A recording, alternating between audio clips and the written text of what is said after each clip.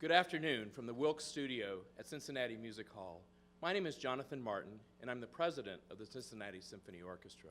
On behalf of Board Chair Francie Hiltz, thank you for being part of this important announcement. The 125th anniversary season of the CSO starts in September and marks the launch of new initiatives both on and off the stage that seek to build on our legacy. This coming season reflects not only the orchestra's artistry, but also a commitment to propelling the art form forward, fulfilling our mission to seek and share inspiration, and advancing our vision to engage broader audiences and our wider community. From introducing an exciting new concert format, to experimenting with innovative performance elements, to the commissioning of new American works, the 1920 season affirms our core value to be a place of experimentation. Join us as we honor the past, as we cherish this moment, and push toward a future where the orchestra continues to grow as a vibrant, essential part of the community and the world around us. What makes music great? Is it handcrafted reeds? Is it having a father who attended every recital? Is it the musical talent? Or is it the dedication to crafting a skill? Rehearsal after rehearsal after rehearsal.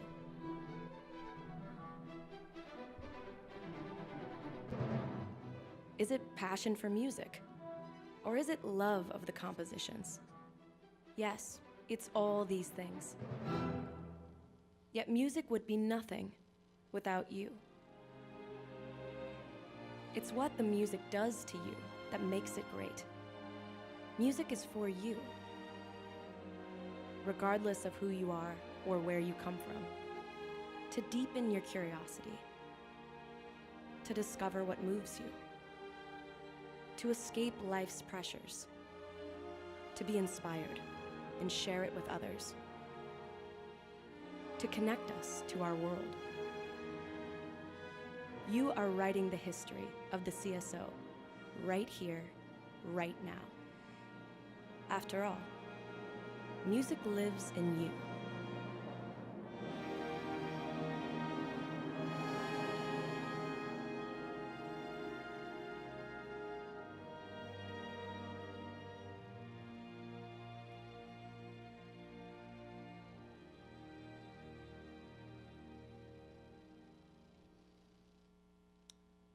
Throughout your orchestra's history, there have been visionary music directors who have shaped its sound and set its trajectory for success.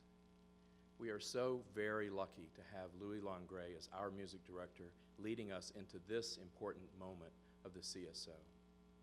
Louis is a consummate musician and a creative force. With a reverence for what has come before and an eye toward the future, he leads the CSO with passion and intelligence. I will be back a little later, but now I am so pleased to introduce Louis, who will share with you some of the highlights of the CSO's 1920 season. Louis.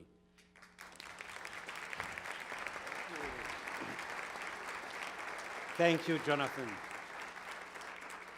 The CSO has always played a vital role in the city we serve. And in August, on the doorstep of our 125th anniversary season, we invite people from all across Cincinnati and throughout our region to be part of Look Around. This is the first of its kind event, celebrating community, diversity, and inclusivity with the orchestra as the centerpiece. It will culminate with a new work created by wonderful collaborators, Sharanova, Mark De Chiazza, and Siri Imani, as well as 30 different artists and musical groups from our region and all of you at Washington Park, right across the street from Music Hall on Saturday, August 3rd of this year. There is no better way to kick off this anniversary season than to bring people together through music in the spirit of seeking and sharing inspiration. The CSO has always drawn inspiration by commissioning and performing new music. Since our founding, we have premiered 325 new works. Introducing new music is essential to who we are. And for the 125th anniversary, we commissioned works by composers including Christopher Rouse, Julia Wolf, Gabriella Smith, Caroline Shaw, Sebastian Courier, Julia Adolph, and former principal bassoon William Winstead, as well as a number of US premieres, including the concerto for two pianos by Cincinnati native Bryce Dessner. There is a tradition in Cincinnati of collaborating with established artists and rising stars. And for the 1920 season, our guests include Anne-Sophie Mutter, Katia and Marielle Labec, Emmanuel Axe, Aaron Deal, So Percussion, artist in residence Guy Brownstein, and for two unique concert programs, including our anniversary gala event, acclaimed soprano Renée Fleming. And these are just a few of the remarkable artists in our 1920 season. For the CSO's actual 125th birthday weekend in January, we present an extraordinary program honoring the legacy of music making here in Cincinnati. This will include the return after a very long absence of an artist who has not performed with the CSO since 1929. George Gershwin himself performed his Rhapsody in Blue with the Cincinnati Symphony Orchestra under the baton of music director Fritz Reiner. And he recorded this iconic piece on a piano roll, allowing the CSO to accompany him again almost 100 years later. Another amazing composer who came to Cincinnati was Alexander Scriabin. Along the other works that speak to the CSO's past, present, and future, we will realize Scriabin's imaginary instrument, the clavier à lumière, or keyboards of light, for this concert finale, Prometheus, Poem of Fire, with a new video installation by celebrated artist Tal Rossner. In February of next year, I'm thrilled to conduct Ravel's fantastical story, L'Enfant et les Sortilèges, in a fully staged production by James Bonas that blooms with illustrated animation by Grégoire Pont, featuring Isabelle Leonard and artists from the University of Cincinnati College Conservatory of Music. Next season, we conclude our Beethoven Revolution cycle. To cap this exploration, we will offer Cincinnati a once-in-a-lifetime experience. The Beethoven Academy event is a recreation of the most important concert of Beethoven's life, where the composer premiered his 5th and 6th symphony, his 4th piano concerto, and choral fantasy, among other theatrical and sacred works. It will be a shared musical journey and a celebration for all of us. Between the two parts of this performance, Music Hall's ballroom will be transformed into a Viennese beer garden. I'm eager to share the music and a beer with all of you. Our 1920 season will build on 125 years of momentum. There is more exciting news still to come from Jonathan, but first, some music. The 1920 subscription opener includes two works by Richard Strauss, Don Juan, which Strauss himself conducted here in Cincinnati in 1904, and his Alpine Symphony, of which the CSO gave the US premiere in 1916. Members of the CSO will perform a short work by Strauss, and I'm delighted to welcome Associate Concertmaster Stephanie Matsuo, Principal Second Violin Gabriel Pegues, Principal Cello Ilya Finkelstein, and pianist Kimberly Ross, performing Strauss Concertante for 2 violins, cello, and piano.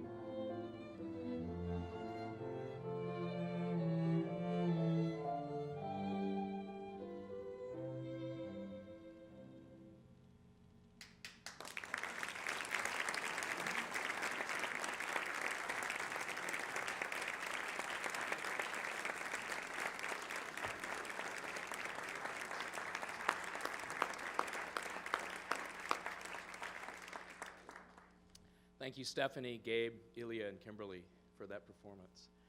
And thank you, Louis, for your inspiring words.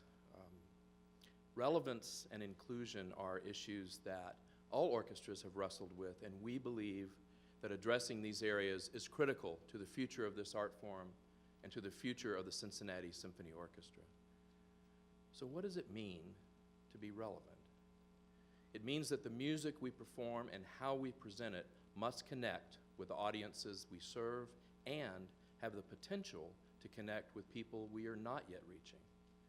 That commitment to relevance is the driving force behind the creation of CSO Proof, a new 3-concert series presented in the reconfigured vast backstage space at Music Hall. These performances seek to connect artists and listeners in fresh and compelling ways and feature different curators and elements of theater and dance that all will add new dimensions of color and sensory texture to the concert experience. In our inaugural season of CSO Proof next year, we are pleased to have collaborators like composer and pianist Timo Andres, visual artist Frederic Noxaciel, Cincinnati's own Contemporary Arts Center, and choreography by Rosie Herrera, all offering new perspectives and bringing an experimental aesthetic to the live orchestral experience. These initiatives underscore our belief that for an orchestra to evolve, it must innovate. That doesn't mean we stop performing timeless masterpieces of the orchestral canon. That music is fundamental to what we do and who we are. But at the same time, we must take advantage of the breadth of new artistic talent and use it in a way that better connects with the city we serve, and in doing that, draw inspiration from that city. Reflecting our community and the world around us, both as the CSO and the Cincinnati Pops, at every level, on the stage, around the office, in the boardroom, and in neighborhoods throughout the region, is one of our highest priorities going forward. We have seen this with the groundbreaking CSO-CCM Diversity Fellowship and the Nouveau Pre-Conservatory programs, part of an ongoing effort to help change the face of American orchestras by providing guidance, training, and tools to musicians from underrepresented communities. We believe this work will have a lasting impact, but this can only be the start of a broader strategic set of initiatives we are committing to and will be undertaking over the coming years.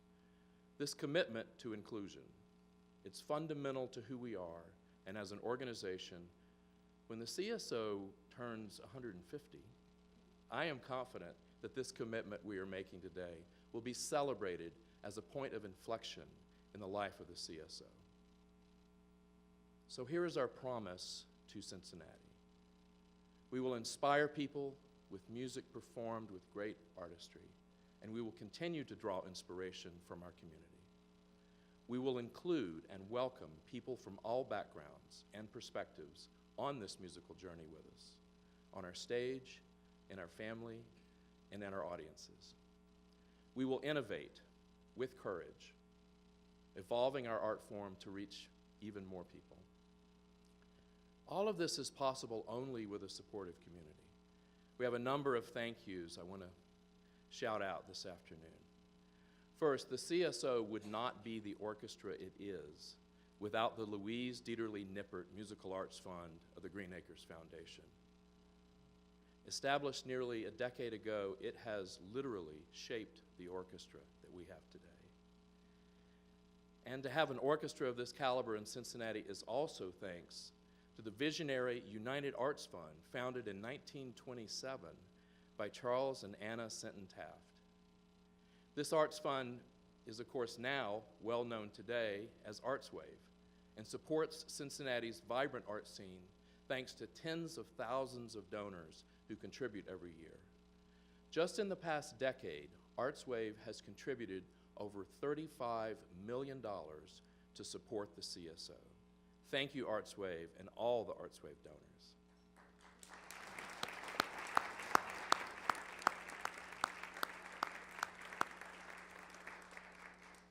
We want to thank the Ohio Arts Council for strengthening investment and engagement in the arts by supporting the CSO. And I'm also thrilled today to announce and thank the CSO's new season sponsor, Western and Southern Financial Group, which has come on board for a 3-season commitment. Thank you, Western and Southern.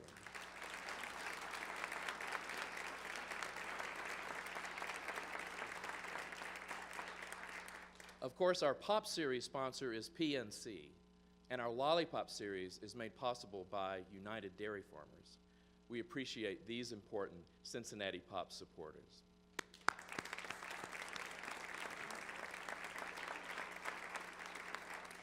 And our new CSO Proof Series is moving from the drawing room to the stage thanks to support from Tom and Molly Garber. Thank you.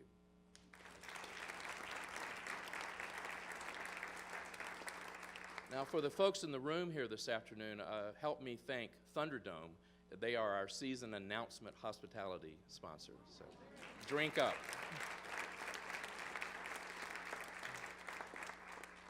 Lastly, I want to thank the CSO's amazing musicians, music director Louis Langray, Pops conductor John Morris Russell, our board members, our dedicated staff, and all of our volunteers. You are the heart and soul of this organization. And speaking of John Morris Russell, I want you to stay tuned in February for the announcement of the Cincinnati Pop season. JMR and our team are putting the final touches to a season that will be fitting of this celebratory milestone year. We want to leave you this afternoon with another musical selection. I'm thrilled to introduce Principal Trumpet Robert Sullivan, Trumpet player Steve Pride, Principal Trombone Christian Ganichenko, and Principal Tuba Christopher Olka, and Liz Frymuth on horn. They'll be performing John Cheatham's Scherzo for Brass Quintet. Thank you so much for being with us today. We'll see you in Music Hall.